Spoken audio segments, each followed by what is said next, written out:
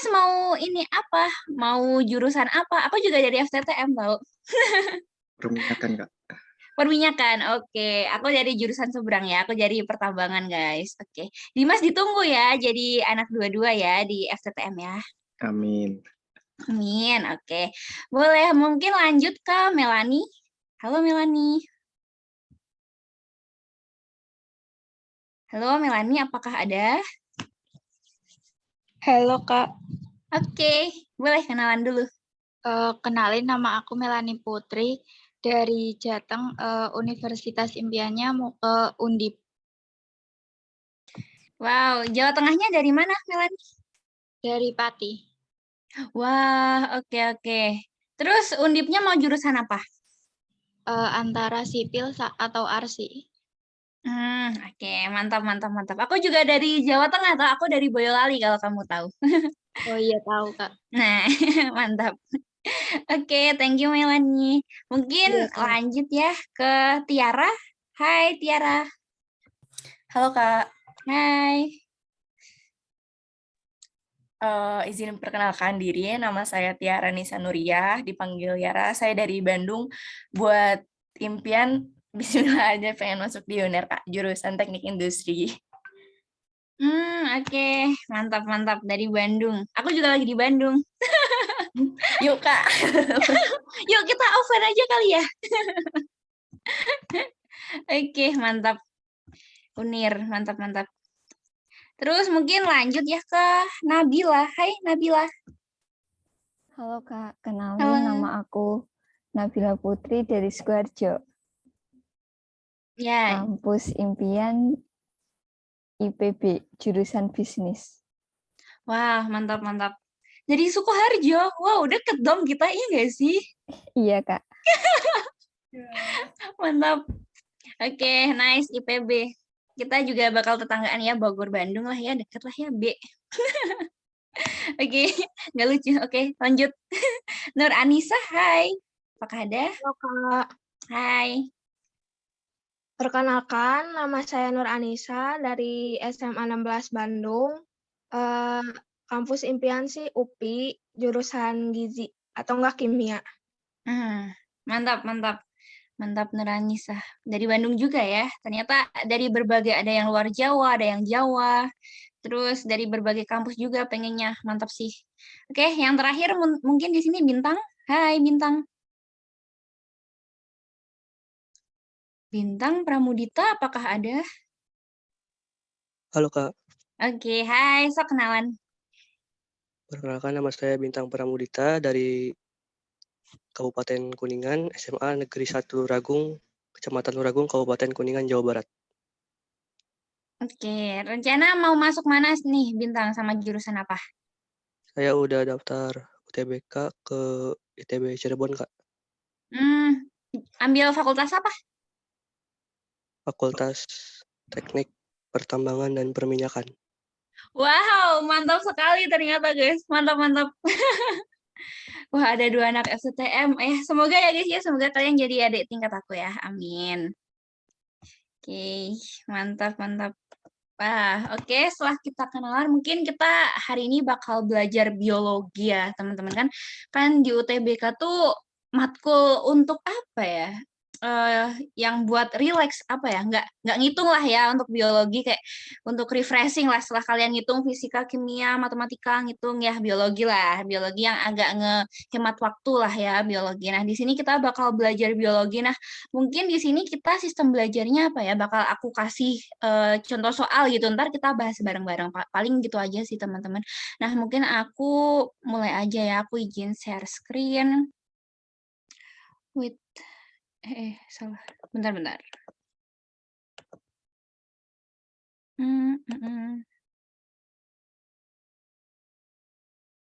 Oh ya, ini di sini teman-teman kalau boleh tahu nih persiapan UTBK udah berapa persen teman-teman? Ada yang mau jawab?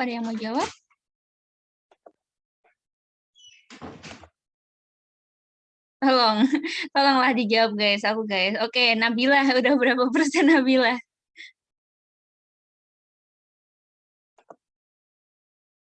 Hai Nabila. Masuk nggak sih suara aku? Masuk lah ya. Masih 50%, Kak. Wah, oke. Keren. Emang UTBK kapan sih? Saya belum daftar UTBK, Kak. Oh, belum daftar ya. Oke. UTBK tuh sekarang ini ya, milih jadwal lagi gitu ya? Atau gimana? Nanti waktu daftar itu langsung dapat tanggalnya, Kak, sama univnya di mana. Terus UTBK-nya tuh 1 kali doang ya tahun ini? Iya, Kak. Oke, oke. Berarti tanggalnya itu bakal dikasih random gitu. Jadi kamu nggak milih tanggal tapi bakal dikasih gitu ya kalau sekarang? Iya, random, Kak. Oke, oke. Kalau aku dulu masih zaman ini guys yang itu milih 2 kali itu. Aku dulu kan juga ini kan, aku juga pejuang UTBK guys. Aku dulu SNM merah juga, terus nyoba UTBK lah gitu. Terus waktu aku 2 kali gitu, terus yang daftarnya masih di akhir gitu. Oke, mungkin kita mulai aja ya teman-teman ya. Nah, share screen aku udah kelihatan belum ya? Udah Kak ada. Udah ada ya. Oke, mantap. Bentar, aku stop video dulu deh biar nggak terlalu nge-lag. Oke, bentar. Sip. Bentar, ini soal. Nah, mungkin kita langsung soal ya. Sip. Nah, di sini ada 2 soal. Mungkin dari teman-teman aku kasih waktu ya buat mikirin ini kira-kira jawabannya apa gitu ya. Buat jawabannya apa, terus nanti aku bakal nanya gitu. Mungkin bisa dicoba dipikir-pikir sampai jam 9.27 gitu. Oke. 9.28 aja deh biar 1 soal 2 menit.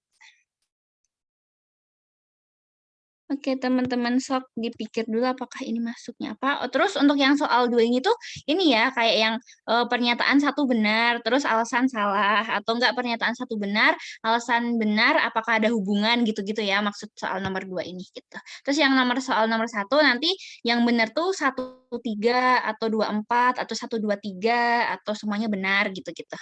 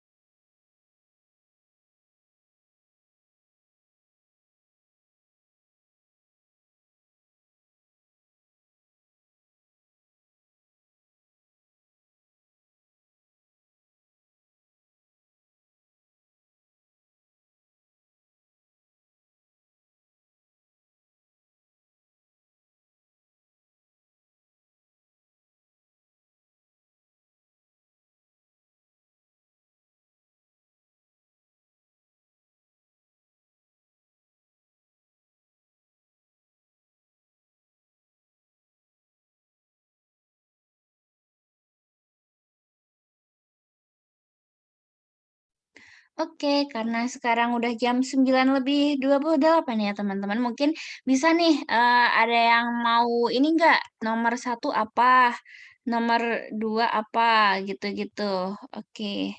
Sok ada yang mau jadi relawan, yang mau jawab soal? Ada yang mau jawab? Mungkin ini ya, aku tunjuk deh. Waduh, tunjuk-menunjuk nih di sini. Oke, kalau dari Tiara, udah belum Tiara nomor 1? Udah, Kak. Tapi masih baca-baca. Masih baca-baca. Oke, kalau dari Tiara, menurut Tiara nomor 1 apa jawabannya?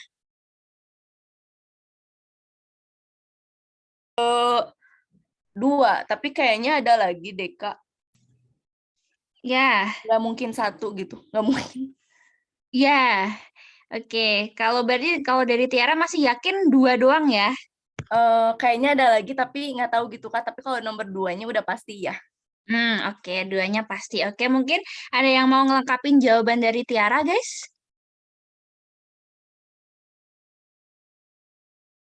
Melani, kalau Melani apa nih nomor 1 jawabannya?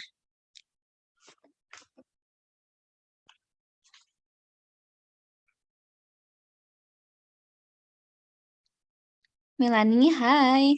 Atau mungkin dari teman-teman yang lain? Ada yang jawabannya beda kah dari Tiara? Atau mau nambahin? Oke, dari chat belum Kak. Oke. Oke, mungkin aku ini ya, langsung aku jawab aja ya. Nah, ini biasanya gini teman-teman, kalau aku ngerjain kan pakai ini kayak eh kira-kira gitu. Kan ada nih pilihannya tuh 1 3, 2 4 sama 1 2 3 atau enggak benar semua gitu kan. Nah, berarti kalau kamu udah yakin misal di nomor 2 kan, berarti jawabannya antara 2 4, 1 2 3 atau enggak benar semua kan gitu kan. Nah, gitu aku langsung kayak kira-kira, kayak berarti kayak apa ya, sistem eliminasi gitu. Berarti kalau 1 sama 3 tuh kira-kira benar atau enggak gitu-gitu. Nah, mungkin di sini jawabannya benar banget sih kalau nomor 2 itu benar. Berarti kalau 2 pasangannya sama apa, biasanya aku langsung nebak gitu, berarti 2 sama 4 gitu, kalau aku biasanya gitu sih. Tapi mungkin dari teman-teman bisa dianalisis satu-satu gitu ya. Nah, di sini jadi jawaban buat nomor 1 ini 2 sama 4 guys. Jadi struktur dari DNA entamoeba sp ini tuh gula pentosaribosa sama sirkuler. Nah, kalau DNA itu kan berperan sebagai pembawa informasi genetik kan. Nah, terus struktur kimia DNA itu kan kalau kalian tahu kan ada bentuk-bentuknya tuh. Nah, di situ tuh terdiri dari pentosa deoksiribosa, ada asam fosfat, sama basa nitrogen. Nah, basa nitrogennya ini tuh di sini tuh berupa adenin, guanin, A sama G, sama pirimidinnya tuh ada sitosin sama timin, S sama T gitu kan. Berarti kan otomatis yang nomor 3 salah nih, basa pirimidin kan bukan urasil kan. Nah, berarti nomor 3 itu salah gitu. Nomor 3 tuh salah, berarti kan otomatis antara 1, 2, sama 4 gitu kan. Kan nggak ada nih pilihan 1, 2, 4. Berarti kan antara 2 sama 4. Nah, makanya jawabannya tuh 2 sama 4 kalau aku tuh gitu, guys. Terus nah di sini kan struktur DNA pada entamoeba. Nah, entamoeba sp ini tuh termasuk dalam sel prokariotik ya. Ya, kalau nggak salah ya. Ya, termasuk dalam sel prokariotik gitu. Terus kalau sel prokariotik kan bentuknya sirkuler gitu, sedangkan pada sel eukariotik itu berbentuknya itu double helix gitu, teman-teman. Jadi yang benar tuh 2 sama 4 gitu. Nah, mungkin buat nomor 1 itu gitu. Terus nomor 2 ada yang udah belum, guys?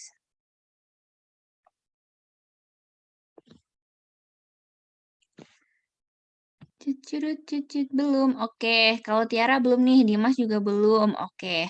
Mungkin langsung aja ya guys ya, mungkin. Nah, di sini soal nomor 2, disfusi oksigen itu dapat terjadi pada alveolus karena adanya perbedaan tekanan parsial antara udara darah di dalam alveolus. Terus di situ tuh sebabnya karena hemoglobin itu akan melepaskan ion hidrogen agar dapat berikatan dengan oksigen membentuk HbO3 dan selanjutnya itu akan berdifusi di dalam alveolus. Nah, di sini itu tuh yang pernyataan yaitu difusi oksigen lalala itu di sini pembahasannya tuh gini. pertukaran oksigen dengan karbon dioksida kan itu terjadi di alveolus, bener kan? Terus itu terjadi secara difusi. Nah, difusi oksigen itu dapat terjadi pada alveolus itu dikarenakan adanya perbedaan tekanan parsial antara udara dan juga darah yang ada di dalam alveolus. Berarti benar nih difusi oksigen itu terjadi pada alveolus karena adanya perbedaan tekanan parsial kan antara udara sama darah. Berarti pernyataannya benar. Nah, kita nilai nih buat yang alasannya disebabkan karena hemoglobin akan melepaskan lalala gitu kan. Nah, tekanan parsial itu membuat konsentrasi oksigen dan juga karbon dioksida itu pada darah dan udara itu berbeda. Sehingga oksigen dari udara itu akan berdifusi menuju alveolus. Nah, sedangkan di sini itu hemoglobin itu akan melepaskan ion hidrogen agar dapat berkaitan dengan oksigen membentuk HbO2 dan selanjutnya akan berdifusi di dalam alveolus. Nah, berarti kan salah ya teman-teman. Di sini kan kalau ini kan dinyatakan antara hidrogen dan juga oksigen itu tuh akan membentuk HbO3, sedangkan yang benar itu hidrogen sama oksigen itu akan membentuk HbO2 gitu. Nah, jadi di sini dapat disimpulkan bahwa pernyataannya itu benar, sedangkan yang bawah ini alasannya itu salah gitu, teman-teman, gitu. Mungkin jawabannya gitu buat nomor 2 gitu. Oke, mungkin ada yang mau ditanyakan dulu, teman-teman? Dari soal nomor 1 sama 2. Oke, aku hitung ya. 3, 2, 1. Oke, belum ya. Kalau belum, kita mungkin lanjut ya ke soal nomor selanjutnya. Oke, soal nomor 3 sama 4. Sok, aku kasih waktu mungkin berapa ya? Aku tambahin deh 5 menit ya. Mungkin sampai jam 9:40. Sok dikerjakan dulu teman-teman. Kalau sambil buka-buka buku atau referensi yang lain juga silahkan gitu. Yang penting kayak paham gitu aja. Ntar sama bisa jawab soalnya gitu. Hitung-hitung kita latihan soal di sini.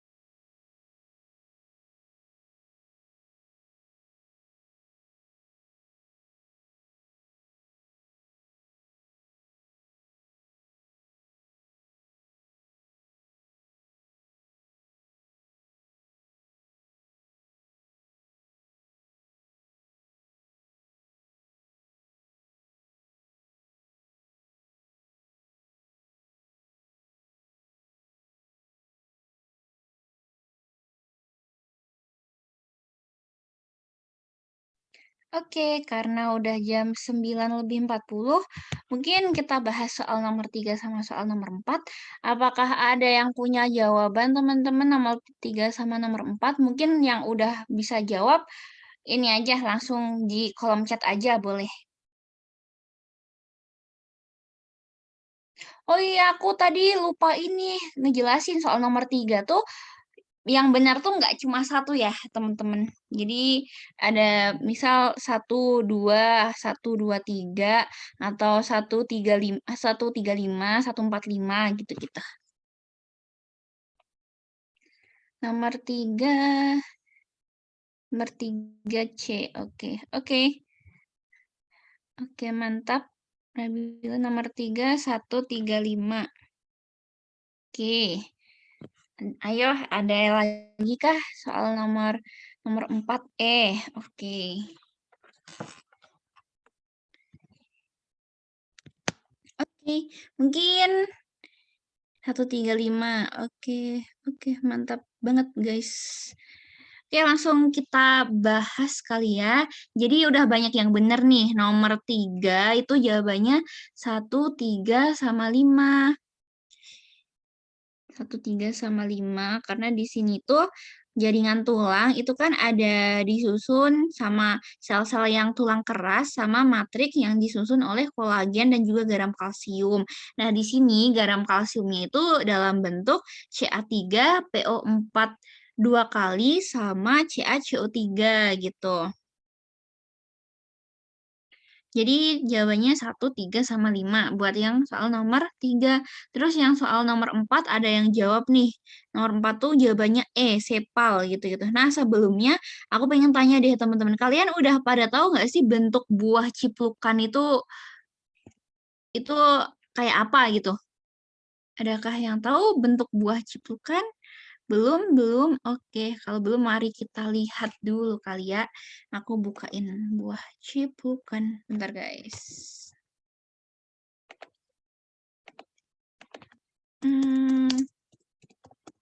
Aku sebenarnya aku tahu sih, tapi belum pernah makan buahnya gitu. Nih, bentar aku share screen lagi deh. Mungkin teman-teman ada yang udah pernah makan buah ciplukan? Nah, udah muncul kan ya. Nah, kayak gini nih teman-teman buah ciplukan. Nah, kayak gini yang udah matang biasanya nih. Yes, yang dimakan tuh buahnya doang ini, tapi dia tuh kayak ada daun nih, daun yang dia tuh nutupin buahnya kayak gini. Nah, terus ntar kalau cara makannya tuh kayak didorong dari bawah gitu loh, kalau yang aku tahu ya. Ntar didorong dari bawah, terus buahnya tuh nampak gitu ke atas gitu, buah cipukan gitu.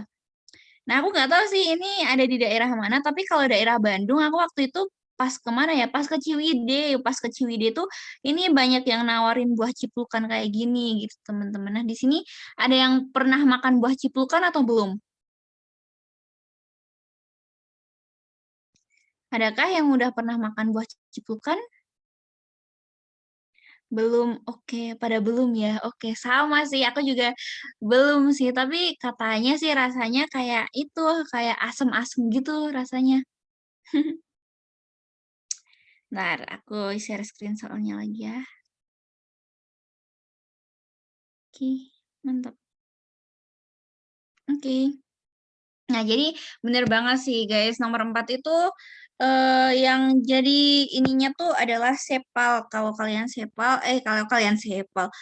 tahu sepal, sepal itu tuh adalah kelopak bunga. Jadi kayak tadi nih, kayak daun tadi itu tuh kelopak bunganya. Nah, dia tuh kayak apa ya? Jadi melebar terus kayak membungkus buah aslinya gitu loh. Nah, jadi di sini itu yang dinamakan buah semu itu adalah sepal karena sebenarnya kan kalau dari luar kan yang kelihatan tuh kayak tadi kan kayak yang ditutupin gitu kayak pucuk gitu. Nah, ternyata itu tuh bukan buahnya, tapi buahnya tuh masih di dalamnya. Makanya itu dinamakan buah semu gitu. Buah semu tuh kayak oh dari luar tuh, oh buahnya kayak gini ya bentuknya. Ternyata bukan, ternyata itu hanya si kelopak bunga yang menutupi buah aslinya gitu. Makanya jawabannya di sini yang benar sepal. Oke, gitu jadi teman-teman. Ya mungkin bisa lanjut ya ke soal nomor 5 dan juga 6. Oke, sok teman-teman yang silahkan mengerjakan berapa ya? 5 menit lagi kali ya. 5 menit sampai jam 9.50. Oke.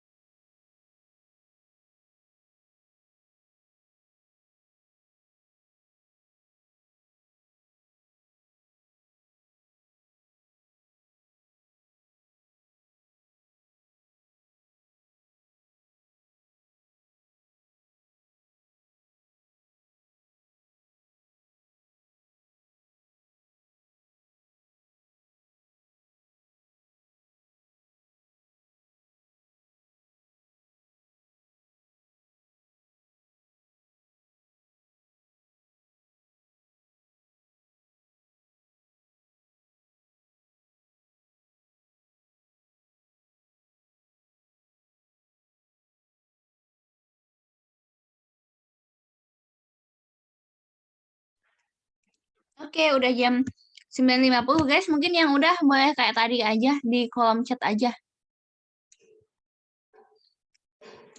Kira-kira nomor 5 tuh A, B, C atau E, sama nomor 6 tuh A, B, C sama E gitu.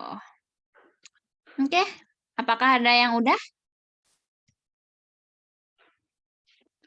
Apakah ada yang udah? Oke, 5C. Oke, Nabila 5C, yang lain oke, Anissa 5C juga. Tiara juga 5C, oke, wow. 6B 5C, oke. Oke, nice guys. Oke. Oke, 5C karena pada udah jauh semua 5C, jadi benar banget 5 itu C guys. Jadi di sini 5C ada yang mau ngejelasin nggak kenapa nomor nomor 5 tuh jawabannya C?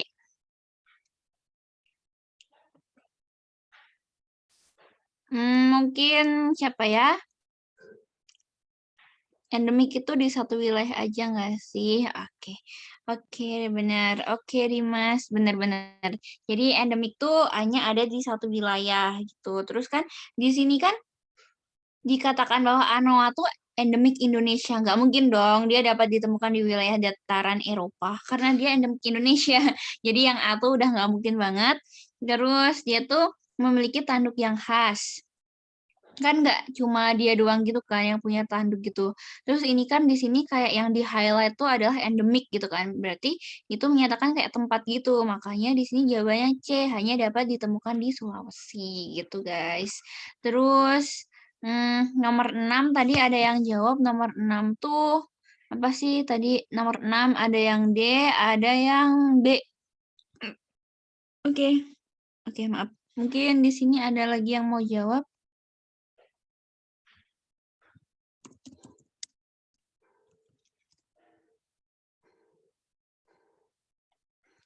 Oke, mungkin langsung aja ya guys ya kita bahas. Nah, di sini nomor 6 tuh Kingdom Plantae. Oke, Kingdom Plantae terdiri dari kelompok tumbuhan Tracheophyta sama Atracheophyta. Nah, di sini tumbuhan Tracheophyta itu eh tumbuhan Tracheophyta berikut ini yang tidak memiliki bunga sejati adalah gitu kan. Nah, di sini tumbuhan Tracheophyta itu merupakan tumbuhan yang berpembuluh, sedangkan yang Atracheophyta itu tidak berpembuluh. Seperti biasa Atracheophyta berarti enggak gitu kan. Berarti enggak berpembuluh gitu. Nah, di sini tumbuhan Tracheophyta itu ada yang Pteridophyta sama Spermatophyta. Pteridophyta itu yang tumbuhan paku, sedangkan Spermatophyta itu adalah tumbuhan berbiji. Nah, itu baik berbiji terbuka maupun berbiji tertutup. Nah, mungkin di sini udah kalian pelajarin ya yang ini. Kayak tumbuhan paku gitu-gitu, terus ada yang tumbuhan berbiji terbuka tertutup gitu-gitu. Nah, di sini tumbuhan berbiji terbuka itu belum memiliki bunga sejati. Nah, contohnya adalah Pinus merkusi. Nah, di sini berarti jawabannya B, guys. Sedangkan di sini tuh tumbuhan Atracheophyta itu meliputi kelompok Bryophyta, yaitu tumbuhan lumut gitu. Jadi benar banget jawabannya itu B, Pinus merkusi. Jadi Tracheophyta itu adalah tumbuhan pembuluh yang tidak memiliki bunga sejati, itu adalah Pinus merkusi gitu. Nah, mungkin jadi benar ya jawabannya B. Berarti udah pintar-pintar sih di sini mah kayaknya aku nggak usah ngajar lagi ya. Oke, mungkin nanggung ya guys ya. Kita lanjut aja sampai soal 7 sama 8. Oke, seperti tadi saja aku kasih waktu sampai 9 sampai jam 10 aja deh, sampai jam 10. Jadi di sini yang soal nomor 7 kayak tadi ya, yang itu yang satu benar, dua benar, atau satu benar, dua salah, atau satu benar, dua benar ada hubungan, atau nggak ada hubungan gitu-gitu. Terus soal nomor 8, ya pilihannya ini, 1, 2, 3, 1, 3, 2, 4, 4 sama semua benar gitu. Oke, jadi sok ngerjain aja sampai jam 10 guys, gitu.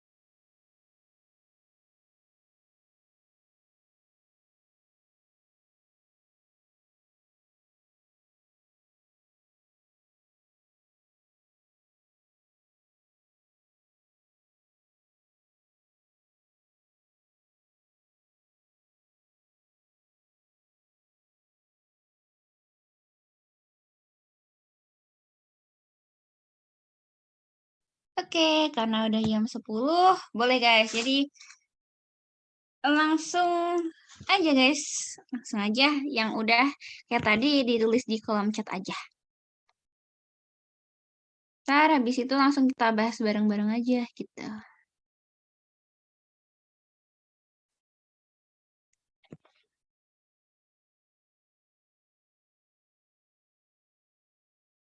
Oke, nomor 7B. B itu yang gimana, Tiara?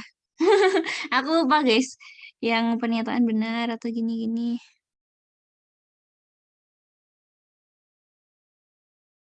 Sebentar, Kak. Oke. Oke, yang lain boleh? Kalau udah nomor 7 sama nomor 8.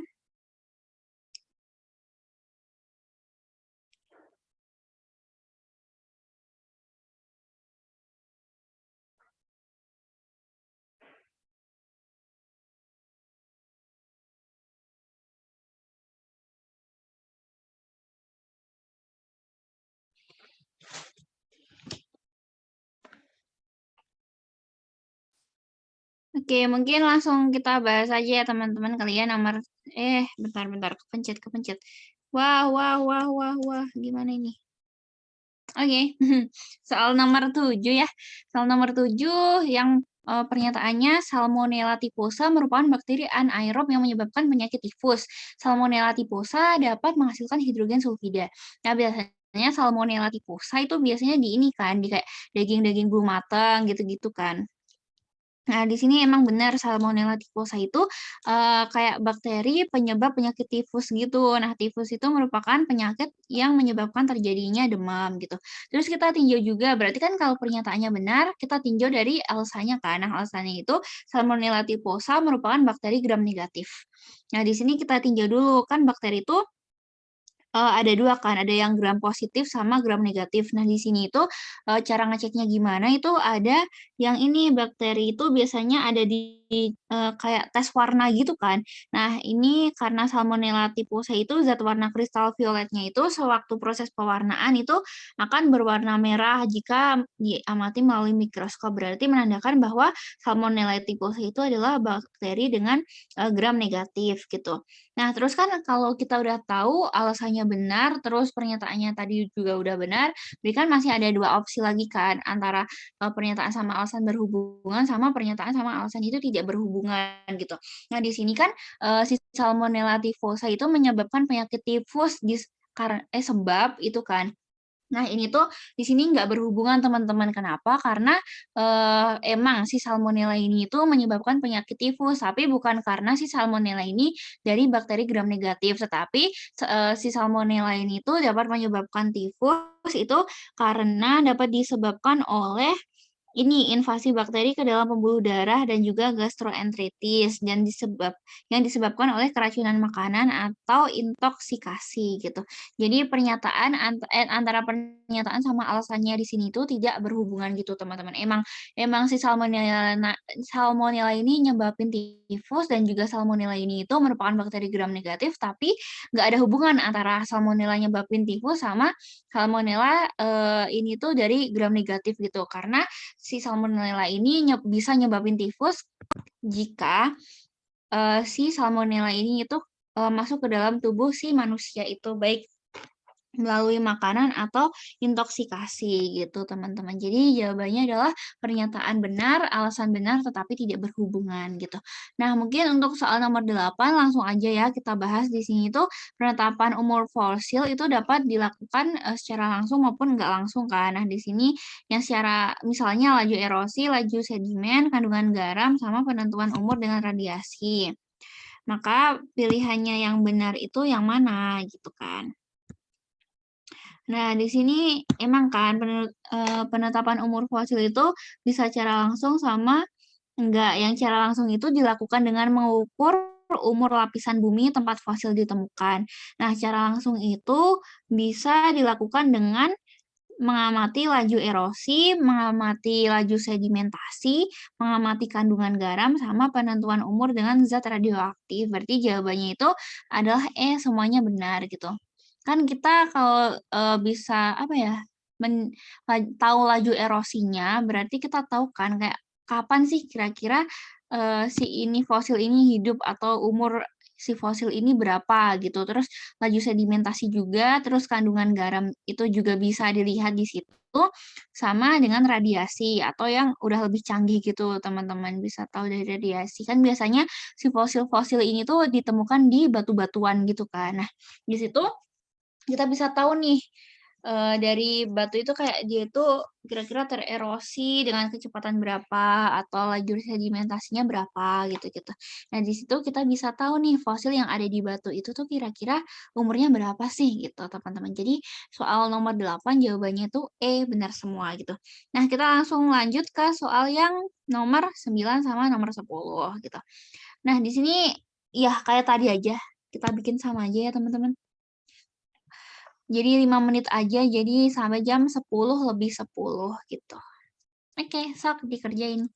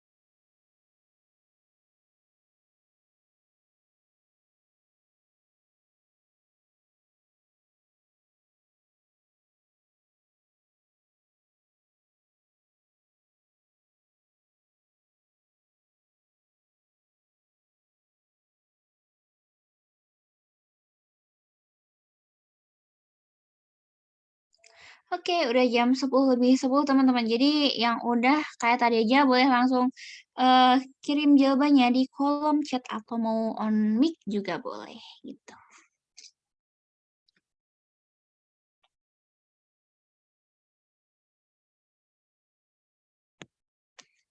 Oke, apakah udah teman-teman? Udah ada yang ngerjain?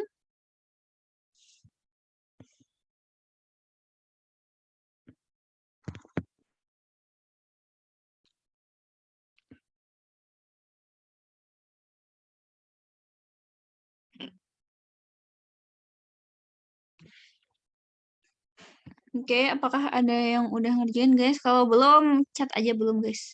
It's okay.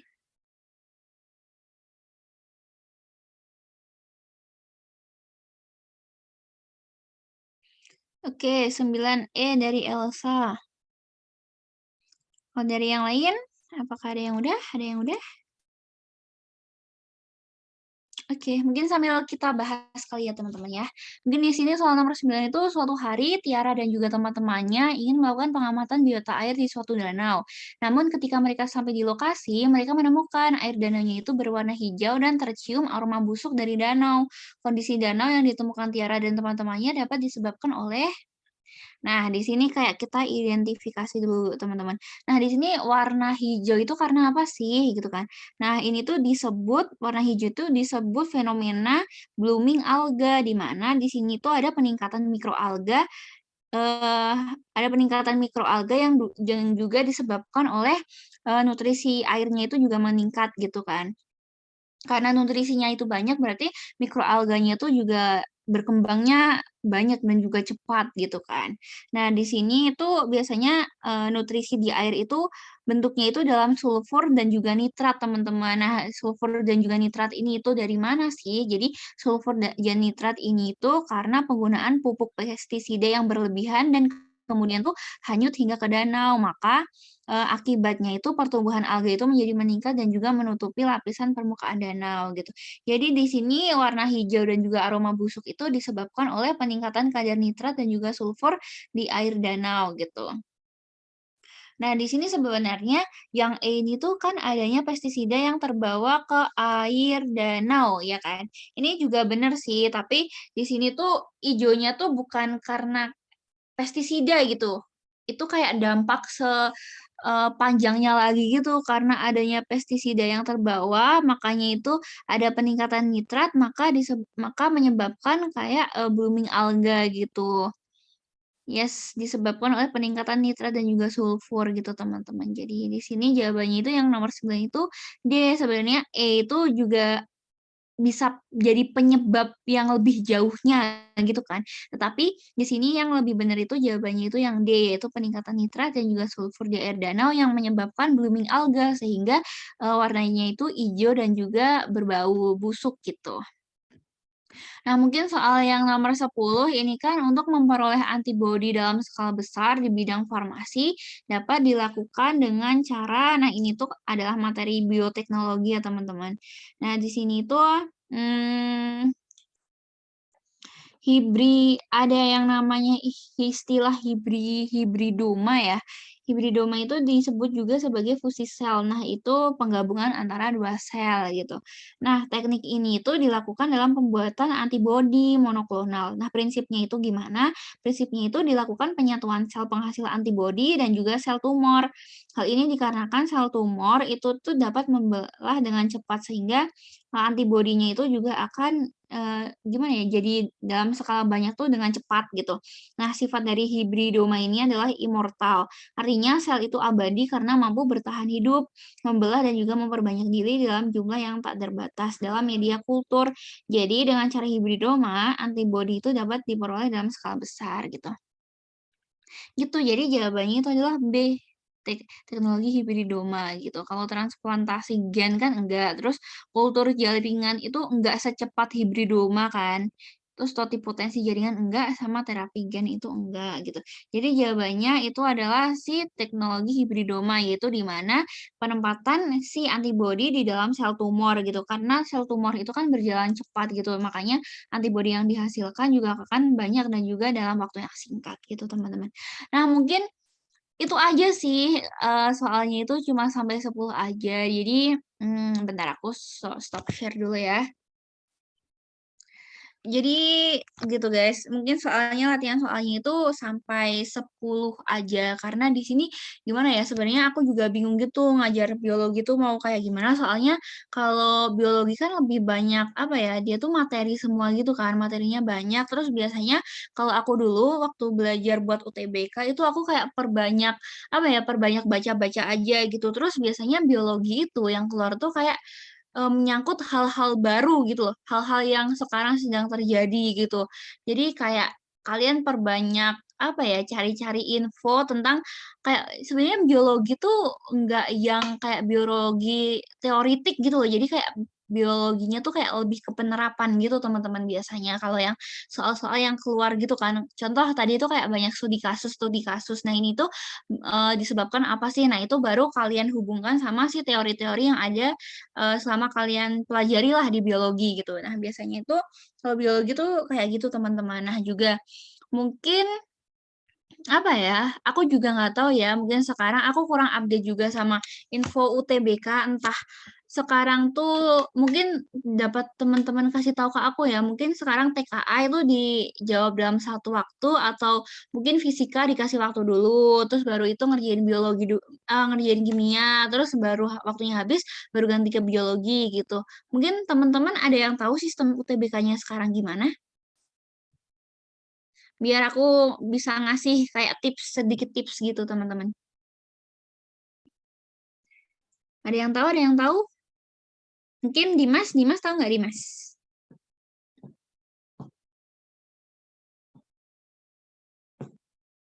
Kurang tahu Kak? Oke, jadi oke aku mungkin ada yang tahu ntar bisa kasih tahu di kolom chat ya teman-teman. Jadi karena aku udah tingkat 3 juga, mahasiswa tingkat 3, jadi emang kurang update juga ya teman-teman soal si UTBK ini. Jadi mungkin kalau boleh ngasih tips, kalau misalnya emang TKA-nya itu dikerjakan di satu waktu, jadi kalian ngerjain matematika, fisika, kimia, biologi itu dalam satu waktu, kalian bisa ngerjain si biologi ini tuh paling akhir. Kenapa paling akhir? Karena biologi ini tuh emang kayak apa ya, nggak menguras banyak waktu gitu. Jadi kayak sayang aja gitu kalau kalian ngerjain biologi di awal. Misalnya nih kalian ngerjain biologi di awal, terus kalian udah pusing dulu nih di awal kayak, ah ini apa ya, antara apa, kan biologi tuh kayak sebenarnya ilmu yang emang IPA tuh harusnya ilmu pasti, tapi biologi itu kan kayak ilmu antara bisa ini, bisa itu, bisa ini, bisa itu. Nah, kalau kalian udah pusing dulu di biologi, pasti kalian ngerjain si fisika sama kimianya, mungkin sama matematika yang mungkin ada sedikit hafalan rumus, kayak bisa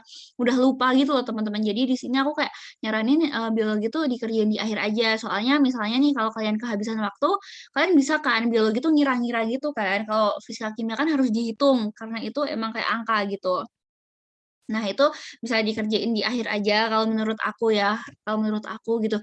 Tapi kalau emang waktunya kalau zaman aku soalnya dulu gini kayak, fisika dikasih waktu 20 menit, ntar baru bisa berubah ke kimia atau lanjut tuh setelah waktunya habis gitu-gitu. Nah, kalau itu ya jadi biologi ya waktunya itu biasanya lebih singkat sih, berapa ya, belasan menit kalau nggak salah waktu itu tuh.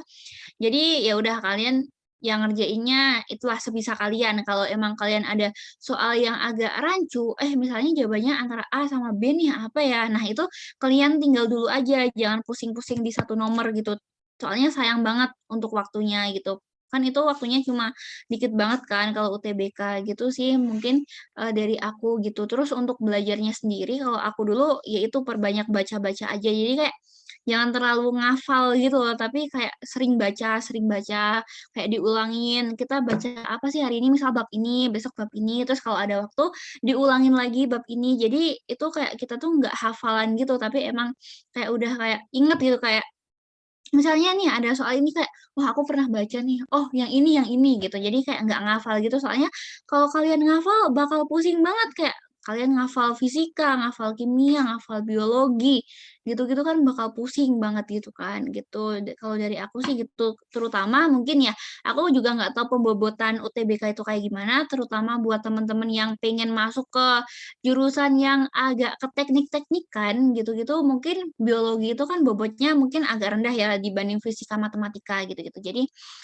itu strategi teman-teman aja sih, kalian mau masuk jurusan apa, terus kira-kira aku nggak tahu pembobotan itu masih ada atau enggak, karena emang sistem UTBK kan nggak ada yang tahu ya sistem penilaiannya gimana, tapi dari kemarin-kemarin sih banyak yang percaya ada pembobotan ya. Jadi kayak tergantung kalian mau masuk jurusan apa. Apalagi kan sekarang langsung ada jurusannya kan, langsung kalian pengumumannya itu keterima atau enggak itu. Nah, itu mungkin kalau dari aku bakal dipertimbangin sih buat yang teknik mungkin lebih dipertimbangin matematika sama fisikanya, buat yang buat yang kedokteran mungkin biologinya gitu-gitu.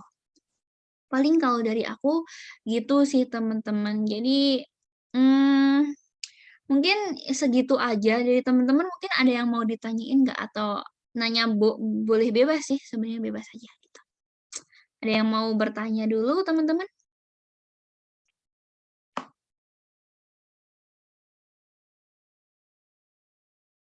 Oke, aku hitung ya. 5, 4, 3, 2, 1. Oke. Kak dulu apa ini bentar ya. Kak dulu kalau boleh tahu perjuangan masuk SBMPTN gimana? Wah, oke. Kita jadi cerita-cerita aja ya, guys. Jadi aku dulu tuh ini aku SNM, aku bisa masuk SNM. Apa sih berapa persen itu ya? 70%? Berapa? Aku udah lupa. Gitu. Terus aku di situ tuh kayak udah apa ya? Aku dulu tuh daftarnya FTTM ITB juga, FTTM ITB di SNM gitu. Terus aku kayak udah agak yakin gitu kan masuk. Ya ternyata enggak dong, ternyata aku merah gitu. Ternyata aku akhiran merah, aku merah gitu kan. Terus abis itu benar-benar berapa ya, tinggal berapa bulan lagi menuju UTBK. Nah, itu aku di situ benar-benar belajar, aku tuh belajarnya dari perbanyak latihan soal, guys. Jadi, aku beli buku gitu, aku bahkan dulu aku nggak tahu ya sekarang masih hype nggak namanya buku Wangsit. Nah, aku dulu beli buku Wangsit itu, terus beli buku yang gede gitu-gitu kan, itu. Terus kalau zaman aku kan masih ini kan UTBK-nya itu 2 kali bisa milih tanggal sama keluar nilai baru kita daftar SBMPTN gitu kan. Nah, aku dulu nilai aku tuh yang UTBK pertama itu nggak tinggi-tinggi banget, UTBK kedua malah turun. Jadi aku dulu nilainya tuh ini UTBK pertama tuh 666 kalau di rata-rata ya. Tapi kan kalau dulu tuh katanya sih pembobotan kan. Jadi nilainya itu per ini apa namanya fisika, kimia gitu-gitu. Kan dulu tuh gitu-gitu kan. Nah, kalau di rata-rata aku tuh 666 dulu jumlahnya itu. Terus itu sebenarnya ya kan aku sekarang ada di Tambang ITB. Nah, aku dulu SBM-nya tuh enggak di ITB, guys. Jadi aku dulu SBM-nya milih ITS. Aku dulu geofisika ITS, teknik geofisika ITS. Dan ternyata di situ aku keterima SBMPTN gitu. Terus tapi akhirnya aku kan masih kepo sama ITB kan, jadi aku nyoba-nyoba SMITB, ternyata aku keterima di SMITB. Jadi akhirnya yang geofisik itu aku cabut gitu, akhirnya aku milih ITB-nya gitu.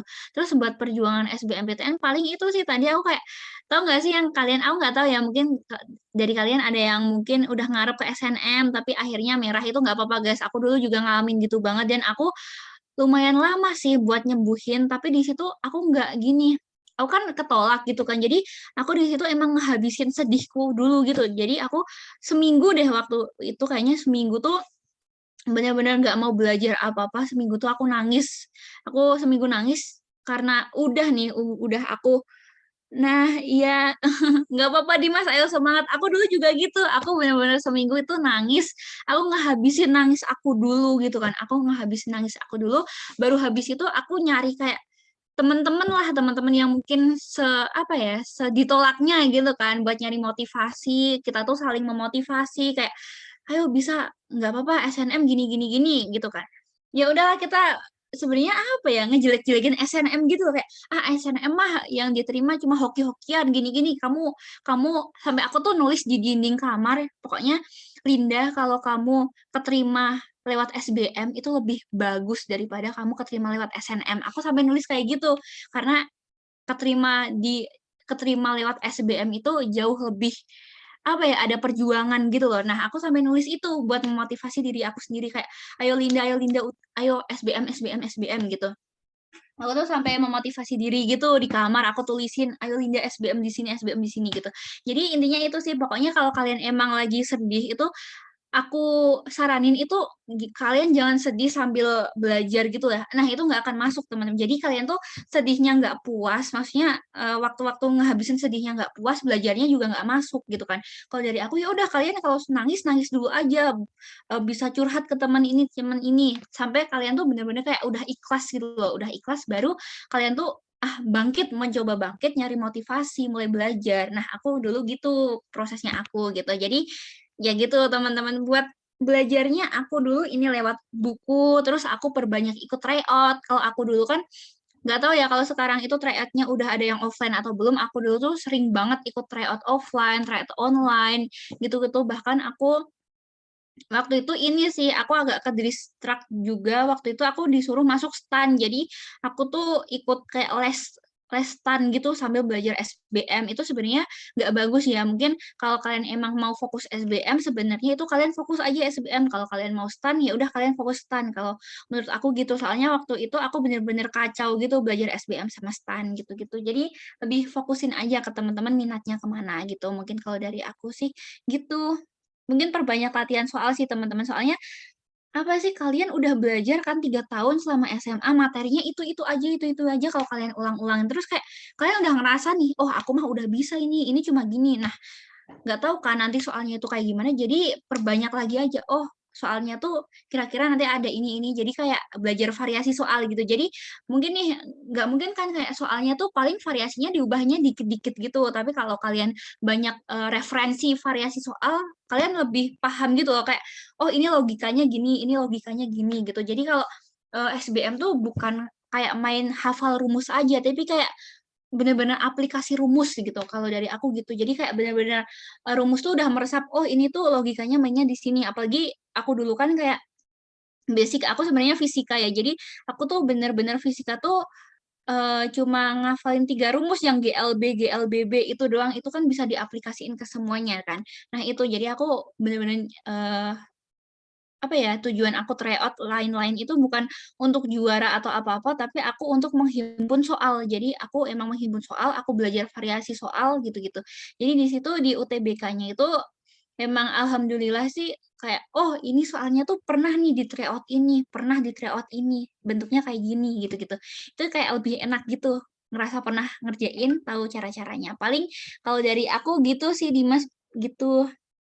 Nah, nggak apa-apa buat teman-teman yang emang ketolak SNM itu nggak apa-apa, bukan satu-satunya jalur ya teman-teman, masih ada jalur yang lain gitu. Salah satunya UTBK inilah buat kalian itu, ya buat kalian apa ya, UTBK tuh kayak jalur yang paling wow nggak sih? Misal kalian keterima di kampus impian kalian dengan SBM, itu kan kayak kalian ngerasa bangga, oh ini nih kemampuanku, aku bisa nih gitu-gitu kan. Kalau SNM mungkin perjuangan kalian ya untuk rapot, lalala gitu ya gitu. Jadi kalau SBM menurut aku lebih kayak hasil aku belajar 3 tahun nih, aku tuangkan di sini dan ternyata aku diterima gitu. Jadi kayak bangga sendiri gitu loh kalau aku keterima lewat SBM gitu sih, kalau aku gitu teman-teman mungkin. Nah, ada yang mau tanya lagi mungkin teman-teman? Kalau aku dari aku gitu ya Dimas ya. Jadi semangat aja, semangat buat semuanya. Tuh, mungkin kalau nggak ada 5, 4, 3, 2, 1. Oke, kalau tenang nggak ada ya teman-teman. Mungkin maaf kalau ada kekurangan, aku ngajarnya gitu aja, soalnya emang biologi aku bingung mau ngajarin apa, soalnya intinya tuh lebih ke belajar, lebih ke banyak membaca gitu, banyak membaca kalau biologi itu. Pokoknya kalau kalian gabut nih, kosong, baca biologi gitu. Kalian udah pusing fisika, ngitung-ngitung, baca biologi gitu-gitu. Paling gitu aja sih. Jadi kayak buat selingan antara belajar kimia sama fisika gitu, buat baca-baca aja gitu. Mungkin dari aku segitu aja teman-teman. Mungkin terima kasih yang udah hadir pada pagi hari ini. Semoga teman-teman semua bisa diterima di jurusan sama kampus yang udah teman-teman bilang tadi gitu. Dan semoga SBM-nya dilancarkan dan juga diberikan di jadwal yang diinginkan gitu. Dan juga jangan lupa paling penting itu kesehatan teman-teman. Itu jangan belajar terus tapi lupa kesehatan. Nah, kesehatan itu juga harus dijaga karena Ya gitu, kalau kalian ujian sakit ya bakal buyar semuanya gitu. Oke, mungkin dari aku segitu aja ya teman-teman. Mohon maaf kalau ada kurang-kurangnya. Mungkin karena kita udah mengawalnya dengan doa, mungkin kita tutup juga dengan doa. Mungkin menurut agama dan juga kepercayaan masing-masing, berdoa dipersilahkan. Oke, berdoa dapat dicukupkan dan dilanjutkan di lain kesempatan. Oke, dari aku sekian teman-teman, terima kasih. Semangat buat UTBK-nya, semangat-semangat. Boleh live teman-teman. Oke, sama-sama. Terima kasih Kakak. Sama-sama.